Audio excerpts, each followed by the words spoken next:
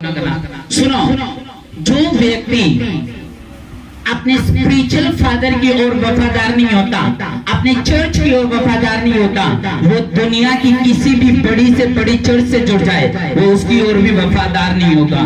जो अपने spiritual father को धोखा दे सकता है, वो किसी भी चर्च के साथ बगावत कर सकता है, धोखा कर सकता है, विश्वासघात कर सकता है। जो अपने आत्मिक पिता के साथ धोखा कर सकता है। तुम लोग डायरेक्ट सीधा ग्रैंडफादर की आशीष नहीं ले सकते, डायरेक्ट नहीं ले सकते। तुम्हें अपने स्पिरिचुअल फादर के साथ रहकर अपने ग्रैंडफादर की आशीष को बटोरना पड़ेगा और उसकी बरकत को लेना पड़ेगा। अगर तुम्हें ये लगता है कि डायरेक्ट मुझे स्पिरिचुअल ग्रैंडफादर की आशीष मिल जाएगी, मैं डायरेक्ट स्वर्गदूत बन जाऊंगा, मैं डायरेक्ट ज्ञान से भर जाऊंगा, मैं बुद्धि से भर जाऊंगा, मैं बड़ी ताकत से भर जाऊंगा, तो ये तुम्हारे दिमाग का एक कीड़ा है, इसको बुझा लो। क्योंकि स्पिरिचुअल फादर की ओर रहकर आपको ग्रैंडफादर की आशीष मिल सकती है, वरना तुम्हारे हाथ में कुछ नहीं आएगा, जस्ट आपका मैसेज रह जाएगा और कुछ नहीं। आमीन। जो अपनी चर्च की ओर वफादार नहीं है, जिसमें उसने बपतिस्मा लिया, धार्मिकता को देखा, विश्वास को बढ़ाया, वचन को सुना, पाप से तौबा करी और वहां पर उसने परमेश्वर के नजदीक गया, जो वो उस चर्च की ओर वफादार नहीं है, वो दुनिया में किसी भी प्रोफिट के पास चले जाए, वो दुनिया में किसी भी बिशप और पोप के पास चले जाए, वो उसी को भी धोखा दे सकता है जो अपने स्पिरिचुअल फादर को धोखा दे सकता है। तुम जितने मर्जी ज्ञानवान हो, मेंटालिटी तुम्हारी भरी हुई है, अगर तुम अपने स्पिरिचुअल फादर का चर्च का साथ नहीं दे सके, तुम दुनिया में किसी का सगे नहीं हो। तुम दुनिया में विश्वासघाती नाम से आप मशहूर हो सकते हो। अगर आप अपने चर्च की ओर वफादार नहीं हो, तो आपने एक बात याद रखनी है, मुझे अपनी चर्च की ओर वफादार रहना है, मुझे अपने आत्मिक पिता की ओर वफादार रहना है। जो बंदा 10 जगह घूमता है, वो कभी ब्लेस नहीं हो सकता। आप जानते हो, जो बंदा 10 लोगों को सुनता है, नशे करने वाले को भी, व्यभिचारियों को भी, उसका नेचर उसको फॉलो करता है। जो सेम आप 10 एक बार एक व्यक्ति के लिए एक पास्टर ले हैंड कर रहा था, उस बंदे ने कहा मेरे लिए ले हैंड मत कर। उसने कहा क्यों? उसने कहा मेरे स्पिरिचुअल फादर या मेरे ग्रैंडफादर जो ग्रेस चलती आ रही है, उनसे ही मैं ले हैंड करा सकता हूँ, मैं तुझसे नहीं। उसने पता क्या कहा? नहीं, तू मुझसे प्रार्थना कराएगा। और जबरदस्ती उसने उसके ऊपर हाथ रख दिया। अगले दिन पास्टर के फेफड़ों में कैंसर हो गया। आप जानते हो ये कैसे हुआ?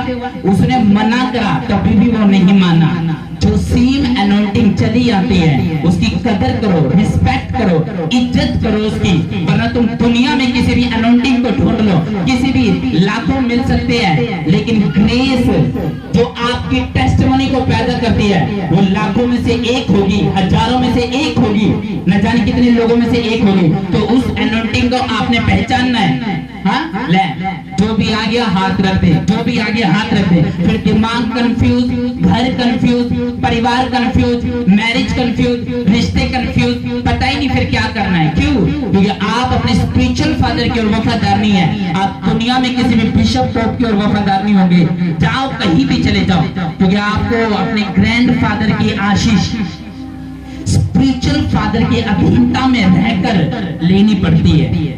मेरे जितनी भी लड़कियां इस चर्च की है और लड़के इस चर्च के हैं, वो ग्रैंडफादर का भी आदर करते हैं और स्पिरिचुअल फादर का भी आदर करते हैं। और देखो, ये दूसरों से ज्यादा आज आशीषित है यीशु मसीह के नाम में।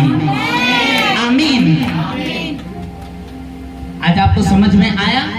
तो कभी भी जब आप दगा करोगे, जब आप धोखा करोगे, आप अपनी आत्मा के साथ मजाक करोगे, अपनी जिंदगी के साथ मजाक करोगे, आप अपनी फैमिली के साथ मजाक करोगे, जब भी आप चर्च की ओर दगा करोगे, आप अनाज्ञाकारिता दिखाओगे, आप कुछ जानोगे, जब भी मैं आपको सच बता रहा हूँ। आमीन। मेरा टॉपिक ये नहीं था, मेरा टॉपिक आज व्हाइट वस्त्र पे है। मैं चाहता हूँ कि हम जाए, लेकिन जस्ट ये छोटा सा मैसेज था ताकि आप जान लो। नशे करने वाला व्यक्ति ले हैंड करेगा तो सेम नेचर उसको फॉलो करेगा। झूठ बोलने वाला व्यक्ति अगर प्रेत करवाएगा तो सेम नेचर फॉलो करेगा। एलीशा ने किसको फॉलो किया? किसको फॉलो किया? एलिया को फॉलो किया। अपना स्पिरिचुअल फादर किसको माना? एलिया को माना। क्यों? क्योंकि एलिया के अंदर वो खास बात थी, एलिया के अंदर परमेश्वर की ओर से वफादारी थी, एलिया के अंदर सबूत था मसीह का, सबूत था अभिषेक का, सबूत था परमेश्वर के साथ व्यक्तिगत संबंध का। इसलिए एलीशा अकेला निकला एलिया को फॉलो करने के लिए। और जब एलिया धरती से उठा लिया गया स्वर्ग के लिए, बाइबल में लिखा जो उसका मसा था 2 गुना मसा किसके ऊपर ठहरा? एलीशा के ऊपर। आप मुझसे बड़े काम कर सकते हो, मुझसे बड़ी टेस्टमनी कर सकते हो, मुझसे बड़े आप वचन लगा सकते हो, मुझसे अच्छी बातें आप बता सकते हो, लेकिन क्या आप परमेश्वर को दिल से फॉलो कर सकते हो? क्या आप अपनी मुसीबत में भी परमेश्वर का थैंक्स कर सकते हो? क्या आप महाक्लेशों में रहने के बाद भी परमेश्वर की आज्ञा को मान सकते हो?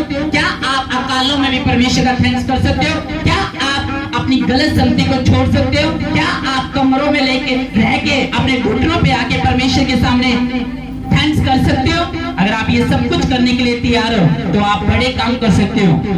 आमीन। आपको ये देखना है कि मुझे ग्रैंडफादर की आशीष स्पिरिचुअल फादर के द्वारा लेनी है, वरना डायरेक्ट अगर मैं जाऊंगी यीशु मसीह के पास तो पहले चेलों से मिलना पड़ेगा। अगर चेले इजाजत देंगे, पतरस इजाजत देगा, यूहन्ना इजाजत देगा, तब जाके आप यीशु मसीह के पास जाओगे। डायरेक्ट आपको आशीष कहीं से नहीं मिलेगी। आमीन। इसलिए वो घर हमेशा कंफ्यूज रहता है, वो परिवार हमेशा कंफ्यूज रहता है, उसके क्लेश कभी खत्म नहीं होते, उसके जीवन के झमेले कभी खत्म नहीं होते। जो 10 तरह की चर्चिस को फॉलो करता है, जो 10 तरह के पास्टर्स को फॉलो करता है, जब आपको पता दरिया एक है तो उस दरिया से पीछे मत हटो, क्योंकि उस दरिया के बाद खाई नजर आ सकती है, उस दरिया के बाद आपको अपनी बेइज्जती नजर आ सकती है, अपनी वो लाइफ जिससे आप निकल चुके वो नजर आ सकती है। इसलिए आपको चीनी चर्च में छोड़ना बहुत जरूरी है। आमीन। चलिए फटाफट प्रकाशित वाक्य निकालो। मैं चाहता हूँ कि आज